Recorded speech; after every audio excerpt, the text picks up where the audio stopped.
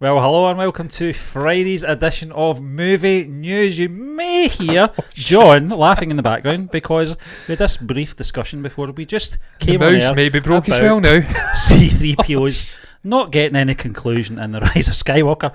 That's got nothing to do with what we're going to be talking about tonight. My mouse is absolutely I think John just likes to throw me under the bus just prior to us going live. But as a payback, because I keep leaving him to do solo shows every Tuesday and Thursdays for the time being.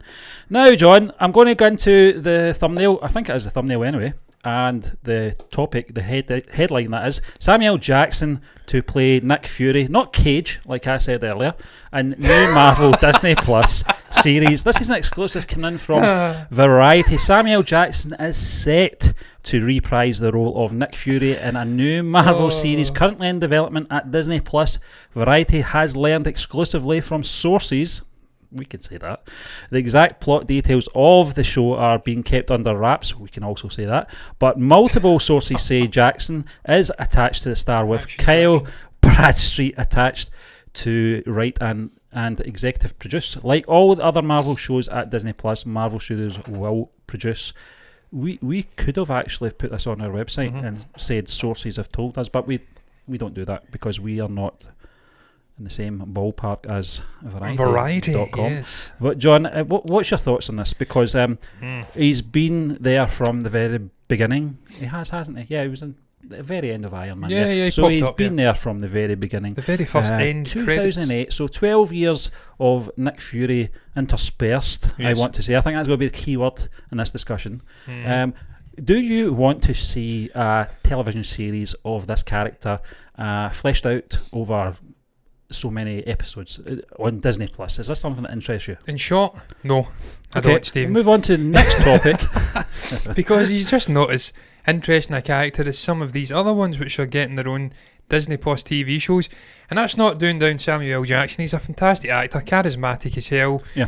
I've loved him for years upon years, since he popped up as the sort of robber. I was about to say bank robber, but he went into a McDowell, so not a bank. And obviously coming to America, so he's a guy I love. But Stephen, someone actually commented in the Variety comment section of this article, and they're absolutely right in what they say about him. As good an actor as he is, he's usually a guy who is assigned to really meaty supporting roles, a guy who catches your eye in little flurries in a movie, and then he passes it over to someone else who does the sort of heavy lifting of acting throughout the scenes, the majority of the movie. Could he hold down a leading role in a TV show and make it very interesting? Again, not down to Samuel, but down to the character. Yeah. I don't think he could. I don't think there's enough going on with this guy. And look, I may be wrong, because look, we were speaking about it before we came on. He did go off in a Skrull ship at the end of Captain Marvel. Not a Kree, a Skrull. A Skree. He went on a Skrull ship. And that's obviously implying that the Nick Fury, I was about to say Nick Faldo there, a golfer from the 1990s. Yeah. An English golfer from the 1990s, and a good one at that, but not even remotely pertinent to the topic we're speaking about here. Nick Fury, it sort of laid down the foundations, tangent aside, about Nick Faldo, that he was an imposter. The Nick Fury we have seen in most of the major events in the MCU to date has been an imposter. The real guy has been away with his legs up, maybe doing some other interesting things in the in this different parts of the universe. So I suppose that would be interesting to see what Nick Fury has been getting up to, and even if it's not a continuing TV show, if it's just a one and done, maybe 6 episodic TV show, could be that we fill in the gaps of what has been happening with Nick Fury off in some other journey, what he's been getting up to, how he can then come back in and supplant the imposter in the MCU. It may have the potential to be interesting, or, as they suggest in another article, there is a new secretive intelligence organisation being set up in WandaVision. We see it when she sort of forces one of these characters who's going to become a superhero in her own right out of this bubble that she's created, this alternate universe. There's this organisation showing up with guns and dogs and stuff. They're called SWORD instead of SHIELD. It's so on the nose, it's almost painful. Yeah. SWORD, SHIELD, wow. Can't think outside the box, can you? But I suppose the anagram, I think that's what you call it anyway, makes sense. The way they break it down, it's an extraterrestrial watch group or something. Could be that they're setting this new intelligence organisation up, and he is a spearheading figure within that. And if they do that whilst maybe setting this up and it all interconnects into different TV shows, into this MCU, it could work. But it wouldn't be my first choice for a character I want to see getting fleshed out. We've got She-Hulk, we've got Wanda, obviously Maximoff, we've got Falcon and the Winter Soldier. Yeah.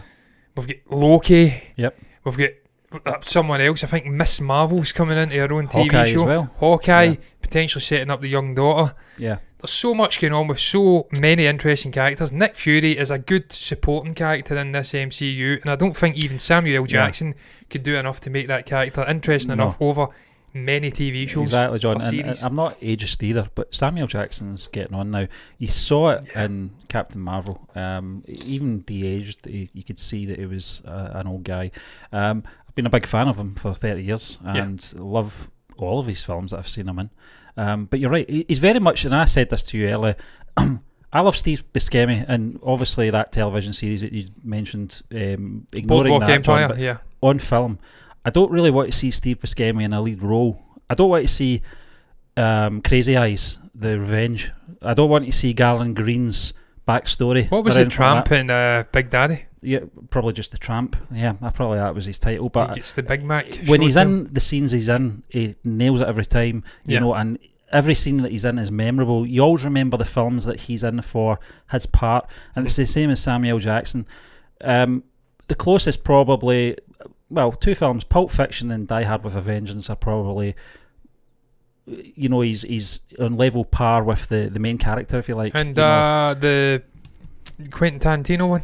The only Tarantino movie I've not seen, incidentally. Jackie Brown. Jackie Brown. He was a sort of leading role in that, wasn't he? Again, I don't think there's enough. It's not Samuel Jackson's fault. No. I don't think there's enough there.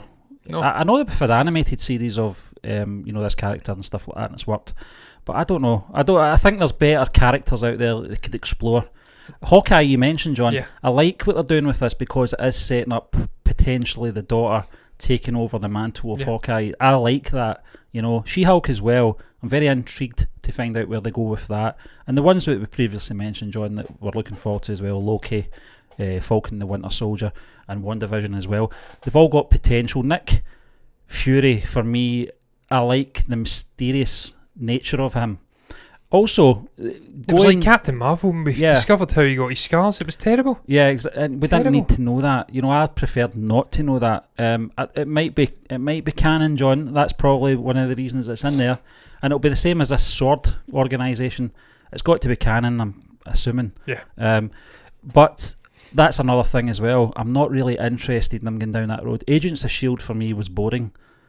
Agent Peggy Carter, as much as I like the character in the Captain America films, Haley Atwell, it didn't interest me. There's just sometimes characters just don't have enough meat on them to stretch it out over a television series. They're not big enough to have their own film either. So for me, it's a no. No, he's a supporting character, Stephen, as I says. The only thing I would say is perhaps it isn't. Maybe we're barking up the wrong tree. I've seen numerous articles speaking about this, and some seem to be jumping on the bandwagon with the Nick Fury TV shows. If it is actually his TV show, it could be that he's just a supporting player in a sort of other ensemble story, for lack of a better word, or anything in general. It could be that it's just a completely unrelated story. He's just going to pop in and out. It just says in that Variety article that he's set to reprise his role as Nick Fury. Well, we're jumping the gun here then, I suppose. Yeah, it could be a completely separate Marvel, Disney, MCU, Disney Plus TV show, whatever you want to call it. I think it's the way it's worded, John. It's the way it's worded. You know, if that's the case, then that's misleading. Yeah, because we don't. I mean, there's so many. I mean, Stephen, this is what we're going to get now. They've realised that they have to expand this out. We had the experiment on Netflix with Jessica Jones and Daredevil and The Punisher and stuff like that, and it was a really big success in the main. I think the Defenders, it all blended into. Yeah. That wasn't even connected to the greater MCU. If you have the brilliance of Kevin Feige overseeing... As much as the Netflix series wanted it to be, and kept mentioning the MCU kept kicking them to the curb. Yeah, the event. It was never going to never going to blend in. So now that we have something here where it can actually affect the cinematic side of things, we're going to see more and more characters, more and more storylines being put onto Disney Plus and sort of spread off into a different direction. Look, man, it could be positive, it could be a negative. It depends on how the quality of these first couple of shows are. They will really be the trailblazers, if you like, for what we're going to get moving forward. If WandaVision, Falcon and the Winter Soldier, Loki, they're all shit, and there's a noticeable decrease in quality from the movies to the TV shows, people ain't going to accept it, and it'll all fall around them like a domino, hitting one domino and them all falling around. If it turns out they're really good and we're getting a similar standard of storytelling, visuals, everything feels at the acceptable level, it's indistinguishable from the movies, then I'm all for seeing Samuel coming back as Nick Fury, as long as it's just not a Nick Fury show. If he's just part of a greater story following something really interesting, then fire away, man. But for me, the peak of the character and the interest of the character for me was in the Winter Soldier. It's such a large role in that for that character. I think that was enough as far as I wanted to go with that character as well. But that's horses for courses, John. If they're going to do it, they're going to do it. They will get people wanting to watch it because there's a lot of fans out there love the character. I love the character. I just don't think I'm that interested to see it. It's £5 a month, Stephen, for Disney Plus, and I paid for a year. I think it was £40 they gave us a deal for. It's really cheap for what you're getting. In the long term, initially it's been a bit underwhelming with stuff. Initially it's been slightly underwhelming, to say the least. We've had mostly older content. There's not been a lot of new, fresh stuff apart from Hamilton, which I've not seen. It's not my sort of thing. Not your bag. And it's not my bag, yes. And The Mandalorian. But in the next year or so, we're going to get all of these TV shows coming out, Star Wars stuff, MCU stuff. £40, £50 a year. You can't really argue. I'm not going to knock back a Nick Fury show, even if it is centred on him. No. I'll still watch it, man, for what? I mean, why not? It's there. It's a couple of takeaways, isn't it? Exactly. That's how you think about it that way. Literally less than that, Stephen. I've literally spent £13, £15 on burgers and burritos out of places recently, so I mean, come on. For the year, it's a sound investment, John. Oh yeah, for the year, it's less than that then. Yeah, but listen, we're going to move on anyway to our next topic. It's all about Avatar 2. It's just completed filming, and James Cameron has confirmed this. James Cameron confirms he's overcome coronavirus delays to finish shooting live action. I thought we had coronavirus for a moment there. I'm going to read that again, John. James Cameron confirms he's overcome coronavirus delays. Yeah. I paused there, sorry. I actually did delay in that sentence there. To finish shooting live action on Avatar 2, the first of his planned 4 Avatar sequels. Now, he's talking to his good friend, his old collaborator, Arnold Schwarzenegger, to help promote the 2020 Austrian World Summit Environmental Conference. And Cameron revealed that in spite of the delays imposed by coronavirus, he has finished all the live action shooting on the first of the 4 sequels. He had this to say: well, COVID hit us like it hit everyone.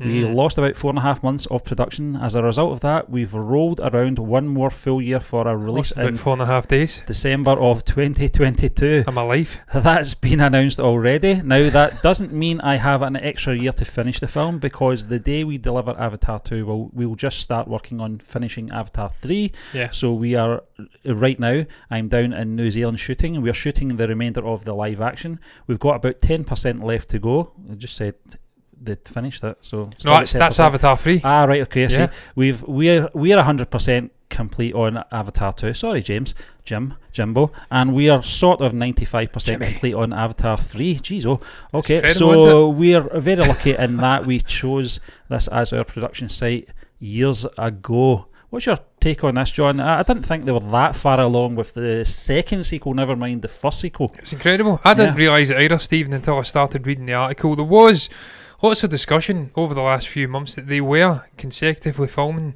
a good chunk of these sequels. And it's an absolutely monstrous project for anybody, but Jim Cameron's getting on in years, man. I mean, he must be in his 60s at least now. Yeah. That's an enormous undertaking for a guy of his age. But look, this guy, we speak about him all the time. Him and Favreau are like these sort of pioneering figures in cinema these days, utilising technology, always looking to up the ante and change things demonstrably from what we've had prior, making life easier for the actors on the set. We've seen it with Favreau with this new technology Disney are going to be using now with the screen, and it immerses people in the movie. Yeah. And we see it with Cameron, just effects. The sets are huge, absolutely gigantic.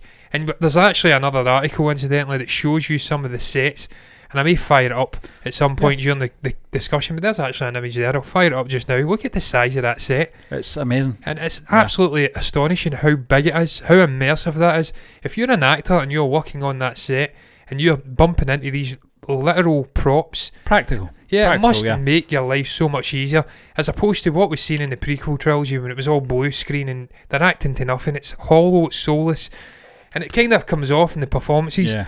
So it's an incredible undertaking, and that's the main thing that grabbed me with this article. Not just the fact that he's finished Avatar 2, but the undertaking, the fact that he's now nearly done with Avatar 3, the hugeness of the sets, the technical sort of brilliance of these movies, what the hell they're getting up to, the size of the cast, having to quarantine for like 2 weeks when they came back to New Zealand to film it. In fact, he's now already jumping on and doing this second sequel. It's incredible. Yeah. But Stephen, I spoke to you about this before we came on as well. Just the general thoughts on this Avatar movie. Now that it is complete and it is set to come out next year, I believe, December next year, 22nd I think it is. No, it's 2022. It's actually been pushed back again. Yeah, I've got the dates here, John, for all the sequels. I'll just read these out quickly. Avatar 2 is coming out on the 16th of December 2022. Avatar 3 is the 20th of December 2024. Avatar 4 is the 18th of December 2026. And Avatar 5 is December 22nd, 2028. That's incredible. So it's every other year. They're sort of 8 years worth. Yeah. 8 years worth of movies, and he's already about 4 years worth into actually. It's going to be about 80 by the It's time going to be 80 by the time it's finished. Well, perhaps it'll be finished. It'll be like a 2-pack setup, but he's been dead for about 10 years, and all of those albums. Yeah.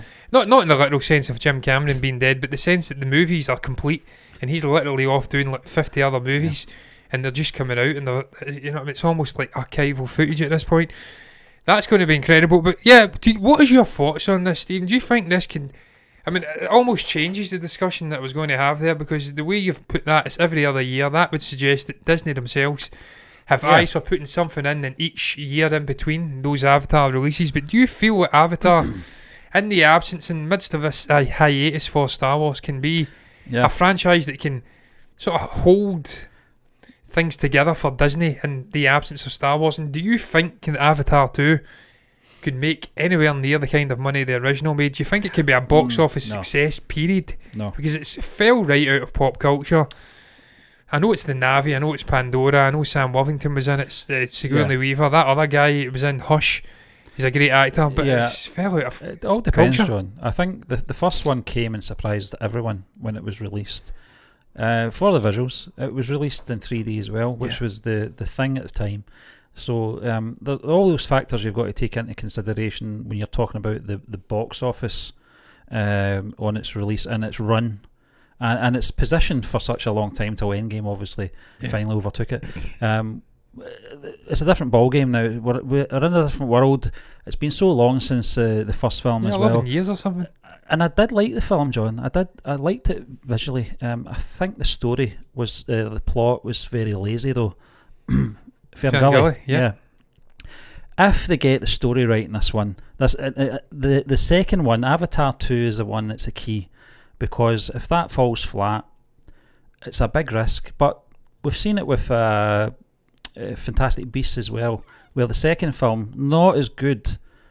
Okay, it was an okay film. You can accept it if it's setting something greater up. Exactly. And I think it's going to be the same thing for this, but the story has to be right. It's okay showing us all these, practical sets, etc., and all that. But if the character development's not there and the plot's not there, for me anyway, it's going to bomb. Another question you asked, John, about do you think it'll be a success in the box office? I don't think so. I think that time has came and passed. You look at the likes of Endgame, how that struggled to overcome, the top figure, whatever it was. Yeah, there's no way it's hitting 3 billion. No, not a chance. It's an event. It's a once in a lifetime. Well, they say that anyway, but then I've seen Avatar and I've seen Endgame, so it's not once. But I think when it comes to films like this, there's no anticipation for this film. That's the other thing you've got to look into as well. You'll get your hardcore Avatar fans out there that can't wait to see this film, but on the back of it as well, you're going to have to try and entice a new generation into buying into this franchise as well, that possibly are not that wowed or wooed by the first film for its visuals, because it's nothing special now. If you get kids that are maybe 12, 13, 14 year old now, That film came out 11 years ago. Yeah, I think it was They 2009. wouldn't have seen that in its initial release when it was like, this is absolutely stunning. Yeah. We're seeing films like that on Netflix now, that kind of quality. So it's going to have to be something pretty special for this film to succeed. Stephen, that's why I do feel though, with the anticipation and the lack of it just now, that's why I feel Disney will absolutely re-release Avatar as a special edition in the theatres and almost try to supplant Endgame as the number one movie in box office, so they can then market Avatar 2 as the sequel to the greatest or the all-time grossing movie in box office history. I think they will try and pull a stunt like that. Then some point down the line, when it's the next big Avengers ensemble, they'll release Endgame and try to supplant it again. They will work these things to their own nefarious needs, if you like. And the only thing I'd say against it not being an out-and-out, I don't think it'll hit $3 billion, not a chance. But I think it could have the potential to do pretty well box office-wise, because it is Jim Cameron, and the guy knows how to get movies into like the top 10 of the box office. I don't know how many he has, but it's ridiculous for one guy. Yeah, he just seems to have that bit of nous for churning out movies which have some attraction, be it a period piece like Titanic or Avatar for the spectacle. This thing's going to be shot underwater. It's going to be set underwater, I should say. So it'll just be determined by the technical aspects, the visual aspects. Is the story there? Is there enough nostalgic factor there from the cinema going audience who's seen it, the original one, to come back and support this? I don't know, man. Time will tell. But look, it's good to see it's finally complete. The guy's had a vision. He's been getting on about this for nigh on a decade now. Now it's finally completed. He's nearly completed the third one. So look, hats off to James, man. He's a great filmmaker. You got to respect the guy for what he's done over the years. He's just fantastic. Some of my all-time favourite movies have been created by this guy. So look, hats off to him, man. And I wish him all the success, and I wish Avatar all the success too, even though it kind of sticks in my throat because I was willing it to fail when Endgame was in the box office, because I wanted that to supplant it as number one. And it did. And rightfully so. Until this re-release that what will happen? You're predicting, John? For sure. But yeah, you're right. Time will tell. But we'll have to just wait and see, won't we? But it's good to see that the production is that far ahead as well, meaning we're going to get to see this film sooner rather than later. But we'll move on, John, to our next article. It's Jonathan Majors won't confirm if he's Kang in Ant-Man 3 after rumours spread that he's cast as Kang the Conqueror in Ant-Man 3. Jonathan Majors speaks up for the first time to address the speculations, and it was Majors recently made an appearance on the Tonight Show with Jimmy Fallon and was inevitably asked about the ongoing rumour that he'll be Kang in Ant-Man 3. Understandably, the actor was coy regarding the matter, expertly evading the question. That said, he acknowledged the existence of such reports. Man, I heard the same thing, bro. That sounds cool, this guy. I heard the same thing. It was like, what? So, we apparently have the same sources because I heard it too. I'm not really want to read too much more about this article coming in from Screen Rant, John, but you heard it because Disney told you that was a character, Jonathan, that you're playing. Yeah. You're a bad liar, just like you, McGregor, for all those years. We've not actually got any. We've not got any plot details of Ant-Man 3 at this stage, John. Yes, and it looks like we don't normally get them anyway, but it seems like there is a big secret happening with this. Secret. This Ant-Man 3, this film.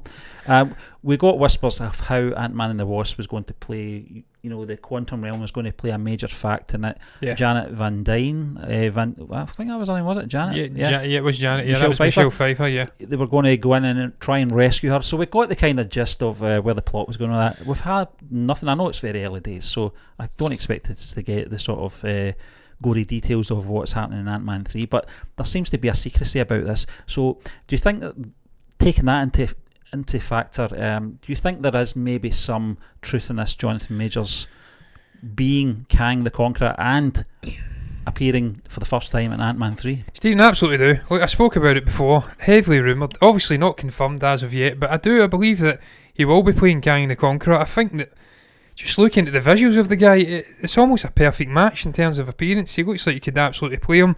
He's a great young actor, he's on the up, and this is probably the best time to get someone like this if he's going to be the sort of all-encompassing next Thanos antagonist in this phase 4 and 5 of the new saga in the MCU. Then I think this is the best time to get him. Obviously, Brolin came in, and he was probably, late 30s when he started playing Thanos. I think it was 4. The Dark World, perhaps, he appeared at the end of, or 4. When Loki appeared to him. It wasn't him originally. It wasn't him. The character was there. Yeah, the character was there. So it may have even been the case that he was older. So look, this is even better. This is going to be 10 years worth of storytelling. If this guy's going to be in the shadows or having a prominent role as the big bad, the overall big bad in this next saga, then great choice, man. He's a great actor. We've seen it in Defy Blood.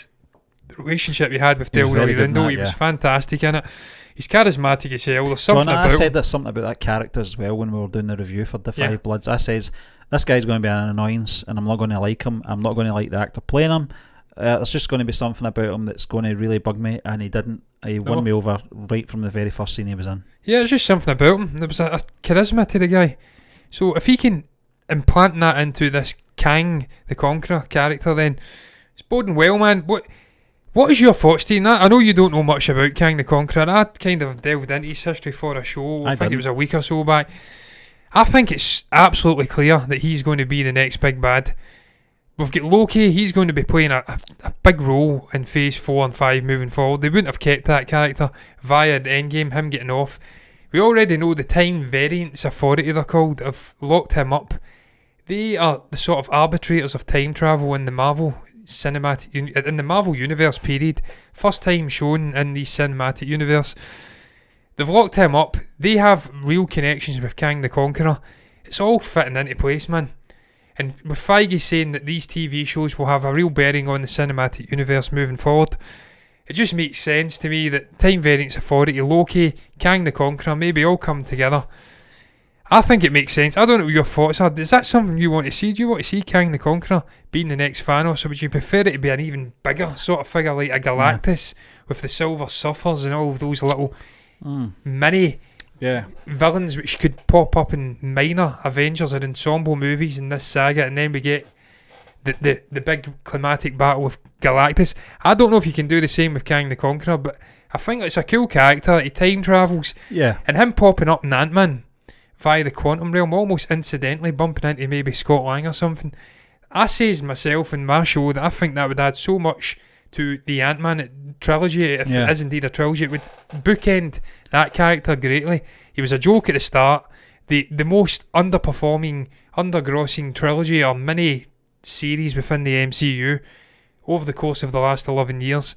Wouldn't it be great if they put the big bad for the next saga in that Ant-Man final movie? It bookends it greatly. It shows you the journey Scott Lang's went on, and then ultimately is one of the most successful grossing movies because people know that he's in there and he's going to be the next Thanos. I don't know what your thoughts are on all of that, if you've even kept up with, because I went rabbled on for a while. Ant-Man 3's not in Phase 4, is it?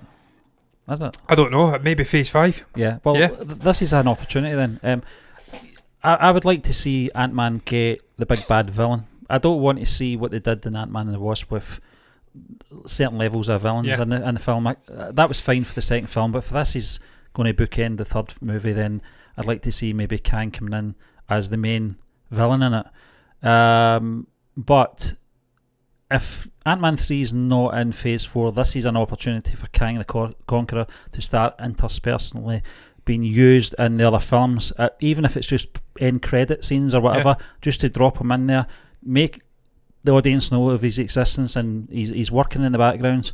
I don't want to see him just appear in Ant-Man 3 out of the blue. So they've got time. If I'm reading this calendar right here in Phase 4. Oh, it's a while away, Yeah, so they've got time for his first big appearance.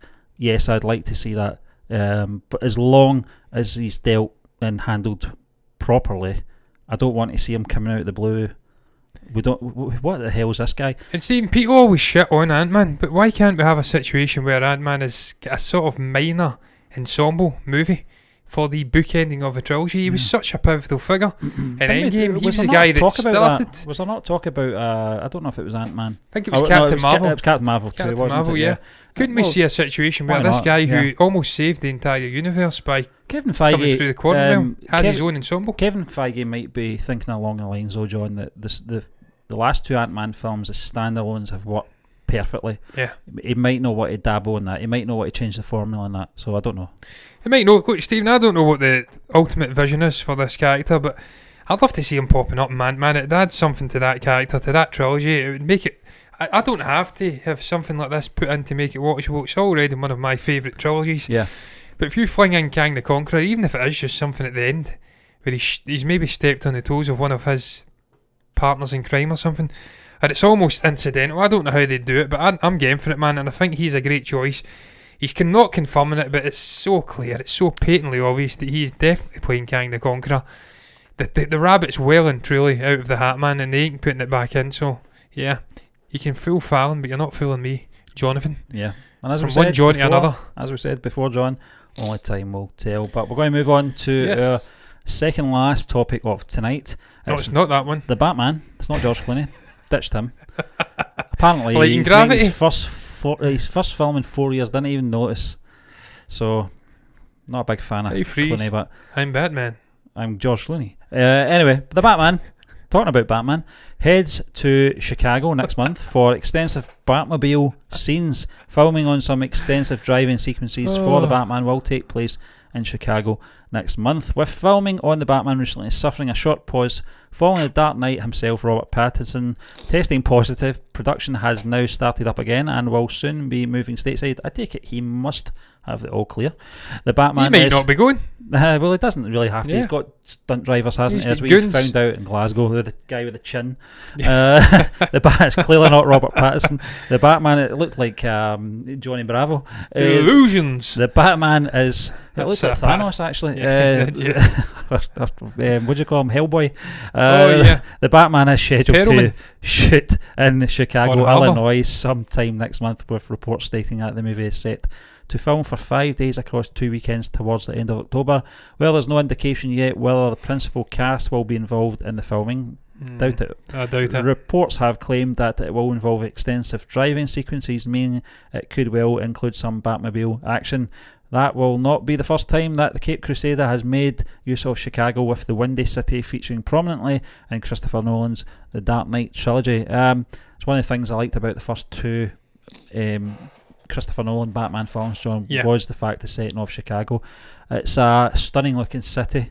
It's perfect for Gotham. For reasons other than I can think of, for plot reasons, they decided to use New York City as for The Dark Knight Rises. I think it was because of the island set and the bridges, etc. It was all part of the plot, and New York was more suited to that.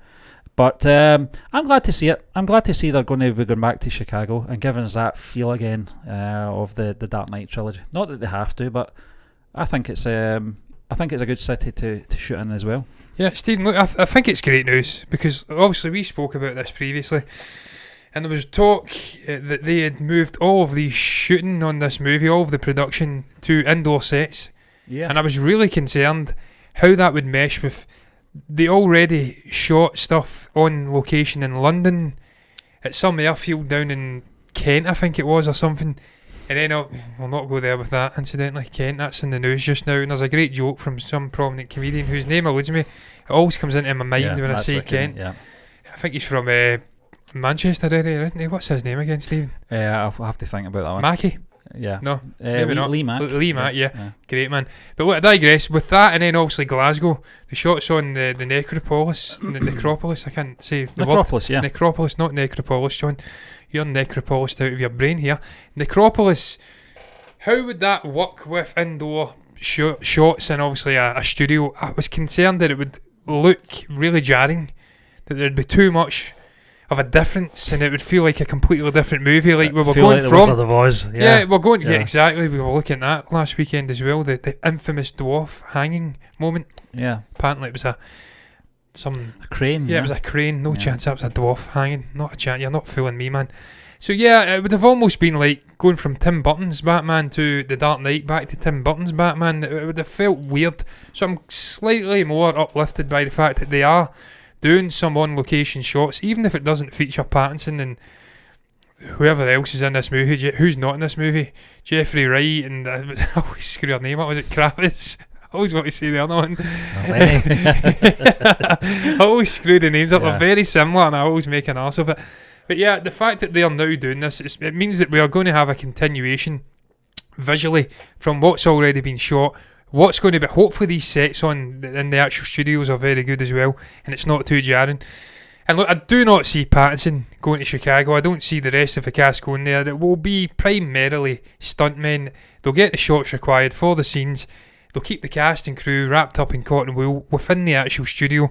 With COVID and all this shit going on, they don't want anyone else getting it, and it's slowing production down again. So it's just good from a visual standpoint. We're getting that continuity, and it's not all going to be in a set, because there's so much limitations with Pinewood, where I think they're shooting it, and what you can do in actual cities. And then, as you say as well, Stephen, going to Chicago, the history with the Dark Knight trilogy, there's something about that city, big, huge, wide streets. Yeah. It's just a great city. The river going through it. It's a beautiful location to shoot movies. And with that darkness, man, you got it in the Dark Knight, it just added something to it. Yeah. The dark, gritty vibe, and we're seeing that in the trailer already for the Batman. So, yeah, I'm happy about this, man. I'm glad that it's extensive. It'd also be pretty cool, some little Easter eggs in there, perhaps, maybe going back to some of the locations of Christopher Nolan's films. Yeah. Possibly that corner where the Joker stood at the very start of the film with the mask off. You don't see his face, he's sort of back to the camera. Maybe places like that, you know. Oh, the road where the truck flips. Yeah. Fantastic. So, who knows, but it's interesting. But we're going to move on, John, to our final topic of tonight, this Friday night, Friday evening, wherever you are watching. This is coming in from Cinema Blend. Friday. Rap song. Wait, is Henry Cavill doing the new Snyder Cut scenes or not? Now, he's not. While promoting his new Netflix movie Enola Holmes, Henry Cavill was asked by Collider if he was filming any new scenes for the Snyder Cut, and he answered with this: not shooting anything additional. No, it's all stuff that has already been done. Here? Obviously, I don't know how things are going to evolve and change and adapt depending on now a different length of movie and whatever may happen in post-production. Whatever lessons may be learned from what is 4 years since the Justice League came out, 4 years worth of fan reaction. For me, I'm now just watching the party. Before going further, it should be noted that this interview took place shortly before yesterday's news broke about Snyder Cut briefly rolling cameras. This was in regards to Henry Cavill and Ben Affleck going back to do some reshoots. So it could be timing, John. It could be that this interview took place before he was asked. Yeah. So there's that possibility. The other thing is, they might not need them. They might not need them because there may be enough stuff. Well, there is enough stuff there, and obviously the Whedon cut. And I'm pretty sure there'll be lots more stuff. I don't think he'll be using it, version. No, it probably won't. Comments he made about that cut, it was almost like he'd rather die than use any of that man's. He's very disparaging about Joss Whedon. Yeah. Clearly him and Ray Fisher have got a similar ideology when it comes to Joss Whedon. The man is not liked in the Snyder household, and I don't know why. It wasn't his fault that he came on to shoot the rest of the movie. He asked to come on and he done the job. I think him and Zack Snyder are good friends as well, so I think he was helping his friend out. But exactly. I think from what we gather anyway, John, there seems to be enough in the can of Henry Cavill anyway. But as I said, it could be just timing. You know, the timing he was asked this question, and the timing obviously that the studio perhaps maybe want certain actors back in to shoot some additional scenes. Who knows? Stephen, look, I don't think it's necessary first and foremost from a character standpoint, because as we've spoke about before, I mean, Snyder's got 4 hours of footage shot from this movie, and he's already says that it's primarily going to be a cyborg story. He's the heart and soul of the story. They're getting Ray Fisher back. He keeps making comments about Warner Brothers. I think this man is going to have an assassination attempt on that Warner Brothers set. It's worth noting as well that when we were sort of setting up tonight's show, we were struggling to get headlines. Yeah. One of the headlines, which would have been very meaty to talk about, was obviously Ray Fisher. I don't know if you noticed that he has come back out with more stuff about the Warner Brothers stuff on the Snyder Cut. Apparently, allegedly saying that the studio have lied about certain things, but I didn't want to get into that. No, we don't want to get into the politics. I think it's clear, though, that with Momoa coming out and just what's been said about Snyder and his thoughts on the character, the way he was wronged. I mean, if he was the heart and soul of his original vision and what he then became in the actual Justice League movie that released, he was a bit part player. He was completely thrust to the side. I'm starting to kind of think there's meat to the story, meat and bones to this story, that Fisher's coming out about against Josh Whedon. I don't want to get into it. I don't know what happened, but there's no smoke without fire, as they do say. But look, I don't think it's necessary for Superman or Henry Cavill to come back and do any shots. I think most of the stuff they'll have already. We've seen it in the trailer. There's already stuff we've not even seen with him. Come back to the what is it, a farm or a homestead? Even now I can't remember. But we've seen that they've got enough in the can with this character. And I think it'll be just to tie up some little loose ends with maybe some things that he's not got on set, or in the can, I should say. In fact, it's only like a week. It's worth of reshoots. It's not going to be extensive by any means. What I do want to see with Henry Cavill though is some better CG on that moustache, because if he puts out this Snyder cut and he's still got that god awful CG top lip, man, it's going to get absolutely slaughtered. And we know that he was contractually obliged to keep that moustache on. I think it was Paramount. Was it Paramount? Who's responsible for Mission Impossible? I can't remember. Whoever's responsible for that, I'm sure it was Paramount. They contractually obliged him to keep that moustache. They refused Warner Brothers' request for him to shave it off for the role. So he's got the tash, and I hope they have got better CG. In the 5 years it's transpired, I think it's 5 years, 4 years, 4 years it's transpired, maybe 3. When was Justice League out? 4 years? It was 2017, wasn't 3 it? years It was then. a month before The Last Jedi came out. So there you go. Yeah, that was a terrible month. How we laughed at Justice League, but The Last Jedi turned out to be an even worse movie. Yeah. How'd you do that, Ryan? I was bumming you up yesterday about being a fantastic filmmaker, but you had one almighty lemon in The Last Jedi. But I digress, man. Hopefully the CG is get a whole lot better in the last 3 years and we can do something with that tash. But man, as I said yesterday, I'm just excited about this. The fact that he's getting reshoots, it tells me there's a confidence from the studio in the man's vision, and that they must have found a way to put this into the DCEU moving forward. I think Flashpoint, I'm rifting here, apologies about that. I think Flashpoint and the Ezra Miller character, Flash of course, and the multi-universes and all of this parallel stuff going on, I think they will find a way to use this mini-series and it will then become canon as opposed to Josh Whedon's Justice League movie. Why else would they give him $70 million to complete the Justice League, the Snyder Cut version, allow him reshoots with these characters, all of the time it's going to eat up for the actors? Why would they do it if it wasn't having an impact, a lasting impact on what they have got in store for these other characters moving forward? They wouldn't do it just for fans, man. I said that last night. No way did they care that much about fan opinion. No. All of this crap about the Snyder Cut, the swelling of support on social media, it was warming for Zack Snyder to see that and to see that the fans had his back. But a company like Warner Brothers does not care about fans' opinion that much. They will only do what's beneficial for them, and if it's beneficial for sort of booting this DCEU, then they're going to use that. They're going to use the footage. They're going to use the Flashpoint thing to move it forward. I don't know if you agree. Well, I do, John. I've got nothing else to add. Well, that's going to round up. I'll put the beer bottle back down then. That is going to round up the show tonight then, guys. What is your thoughts on the headline? Do you think that we should have a Nick Fury standalone series on Disney Plus? You think it will be a Nick Fury-centric story? Can it succeed? Or like us, do you think it's just not got enough about it? The character isn't leading character material. Do you feel like it could succeed? Is it going to flippity flop, as I like to say? Could it be he's part of a greater story with other characters? Lord knows, man. What is your thoughts on Avatar 2 finishing, Avatar 3 being 10% away from being finished? Do you think this could stand in the way of, not stand in the way, do you think this could hold I don't know what to even say here, just hold the guard, for lack of a better word? My brain's starting to fail.